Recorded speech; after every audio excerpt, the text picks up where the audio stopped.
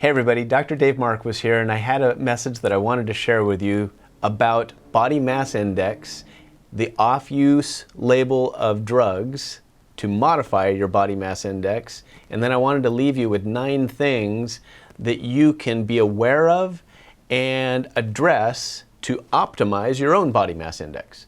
Why is this topic important? Well, because we as a country are either too big or too small. So we have this obesity problem on one side, and then we have this eating disorder issue on the other side, and neither side is healthy. On both sides, there's a whole litany of diseases. On the obesity side, you have like 13 different cancers and autoimmune diseases and degenerative diseases that are byproducts of that chronic inflammatory state. On the eating disorder side, where we're underweight, there's the failure to thrive, bone density loss, hormonal dysregulation, infertility, emotional instability with anxiety and depression and panic attacks. You don't want to be in either one of those camps. So we have this thing called a body mass index, which is not a made-up tool. It's actually a really reliable tool, and everybody should really be aware of where they exist on that continuum. And it's really easy to figure out. So I actually encourage you right now to go online and go on to a body mass index calculator and enter your height and your weight. And it's going to give you a number, and that number should fall ideally somewhere between 18.5 and 25. If you're over 25, you're in the obesity category. If you're under 18, you're in the underweight category. So, simple numbers, right? Anybody can do this. When someone is existing in that 25 plus category, sometimes they want to shed some pounds. And this is where the question about off-label use of drugs came into play, because a patient said, hey, I saw in the media that so-and-so was using injectable Ozempic or Wegovy, which is basically a double dose of the Ozempic drug to speed their weight loss. And they asked, how safe is that? And I'm like, well, let me kind of break this down for you. And I wanted to share that with you so that you understand why that's not such a great idea, although it sounds like a great idea when you hear what it does. To understand what it does, first you have to understand the pancreas a little bit. Your pancreas is an organ that regulates your fueling relative to glucose predominantly and secondarily to fatty acids. And it has 2 hormone-like substances in there. One is called glucagon, and you could think of that as the gas pedal for your body liberating glucose so that you have fuel. And it also liberates fatty acids from your stored fat so that your body can use that. And it also slows your body's conversion of fat. So it wants to give you more fuel, in other words. And then if you have too much fuel, that same organ, the pancreas, releases insulin to slow down the release of glucose and to also cause any free-floating glucose in the system to get into cells to be used. Sounds awesome, right? And it is. It's an amazing organ. Well, these drugs, the Ozempic and the Wegovy, what they do is they act like a glucagon-like substance. And if glucagon is there, as I said, it's going to liberate glucose. Well, this actually causes those the glucagon receptors to be bound, so the body thinks there's glucose in the system. And so it causes the pancreas to dump more insulin so that it will move any glucose out into the tissues. And it also, because the body thinks there's glucose there, it tells your brain, the satiety center, that, hey, you're full. And then it simultaneously, because it's binding those receptors, it slows down your digestive tract. So you've got lower blood sugar, you've got satiety, and you've got slower digestion. Again, sounds great, right? Well, it's not. Imagine if you learned how to drive at Disneyland and you drove one of those cars that have the governor on it and you're trying to race somebody, but your max speed is 5 miles an hour. So that's as fast as you can go, but that's what you've learned, and you got really good at driving at 5 miles an hour. Now somebody takes you and they dump you out on a highway where there's multiple interchanges and cars are going like 75, 80 miles an hour, but your skill set allows you to only drive at 5, you're not going to do so hot. That's somebody who starts out and uses these types of drugs to slow their metabolism down and to make it think, hey, you know what, I can exist in this environment, and then they take that governor off.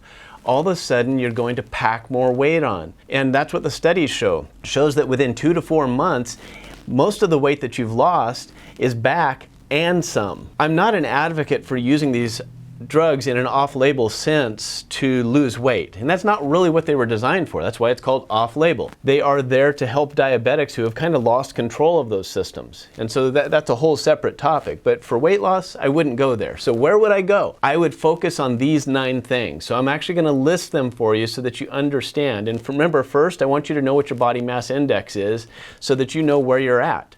But whether you're too low or too high, these 9 things apply to you because you're in the human race. All right, here we go. The first one is your macromolecules. The second one is the timing of food. The third one is your body's pH. The fourth one is your microbiome. So what does your flora look like? The fifth one is your activity levels. The sixth one is your quality of sleep. The seventh one is your hydration and nutritional status. The eighth one is your detox pathways and your total toxic burden. And then the ninth one is your hormonal balance. Now, every single one of those I could literally make a video out of, and I think I probably need to. But I wanted you to hear them all in one place because that's really what you need to be aware of when you're asking the question about body mass. Too low, too high?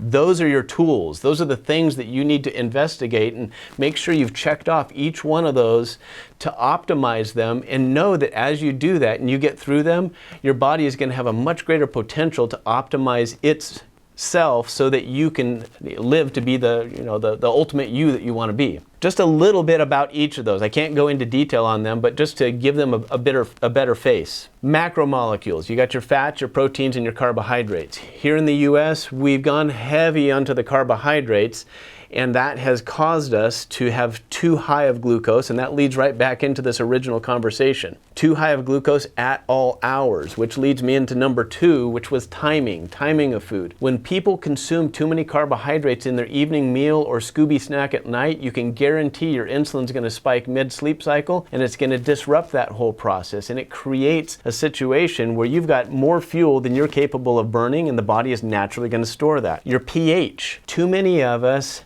have disrupted pH, so we can't actually break down our macromolecules well, and so we end up with indigestion, and it disrupts our flora balance. So most people past about the age of 20 need to be looking at their acid and their bile. The next one was flora. So many of us have lived in a state where we've disrupted our pH and or been exposed to antibiotics or things that have a negative impact on our gut flora. It shifts the flora in a way that we have too many of the fermenters and not enough of the bacterioids. Too many fermenters causes you to actually convert any carbohydrate you consume to fat 10 times more efficiently than the bacterioids. The next one was activity. So many of us sit behind desks like I am right now, and we don't take the time to be active and include resistance activity and some form of intermittent aerobic activity to give our body healthy stressors.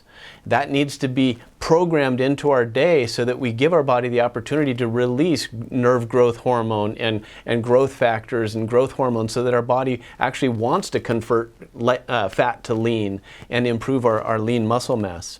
Sleep. We live in a nation where people are chronic insomniacs. And if we're not adequately sleeping and our sleep cycle is disrupted, or we have sleep apnea and we're not oxygenating well at night, you can bet that's going to affect your weight. Hydration and nutrient status. Again, so many of us live in a dehydrated state, and we're drinking water that has been purified, so all the minerals are taken out as like RO or super alkaline waters. These things actually deplete the body of the nutrient of water that we're trying to get in there and the minerals that are supposed to be in that. Detox pathways and burden. As a result of many of the things that I've already talked about, as well as exogenous things like phthalates, parabens, molds, the carpeting and the paint and all the things that we breathe in a day and put onto our bodies, it adds to our toxic burden. And many of these things actually lodge themselves because they're fat soluble into our fatty cells, and if our detox pathways can't address that, we wear it, and it makes it harder for our body to actually tap into this. Molds are really interesting on that one, and I've talked about that in other videos. Lastly is the hormonal imbalance. Many times people will come to me and that'll be top on their list. My hormones are out of whack. You got to help me so that I can lose weight or have more energy or sleep better. I would propose to you that everything that I just said actually precedes your ability to manage your hormones. That might be the thing that you're aware of that you can perceive that might be off, and I won't argue that it might be off.